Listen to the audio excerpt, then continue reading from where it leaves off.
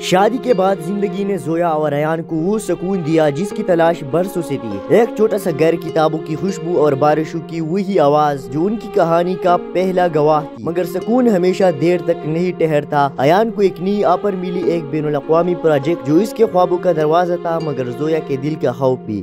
زویا خاموش رہی، لیکن اس کی آنکھوں میں وہی سوال تھا، کیا محبت ایک بار پھر امتحان میں ڈال دی جائے گی؟ ایان نے کہا، زویا اگر میں چلا گیا تو کیا تم ناراض ہوگی؟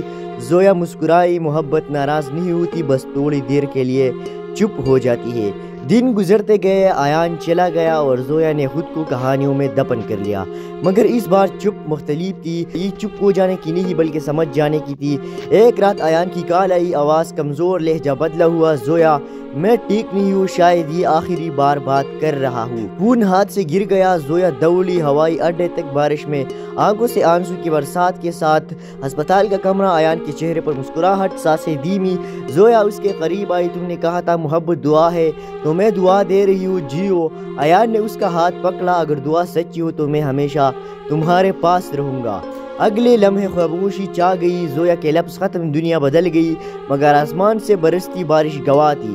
محبت ختم نہیں ہوئی، بس ایک اور شکل میں بدل گئی۔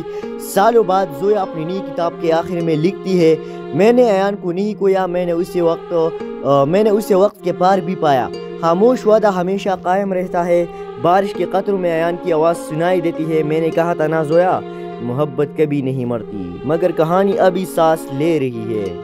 شادی کے بعد زندگی نے زویا اور ایان کو وہ سکون دیا جس کی تلاش برسوں سے تھی۔ ایک چھوٹا سا گھر، کتابوں کی خوشبو اور بارشوں کی وہی آواز جو ان کی کہانی کا پہلا گواہ تھی۔ مگر سکون ہمیشہ دیر تک نہیں ٹھہرتا۔ ایان کو ایک نئی آفر ملی، ایک بین الاقوامی پروجیکٹ جو اس کے خوابوں کا دروازہ تھا، مگر زویا کے دل کا خوف بھی۔ زویا خاموش رہی، لیکن اس کی آنکھوں میں وہی سوال تھا، کیا محبت ایک بار پھر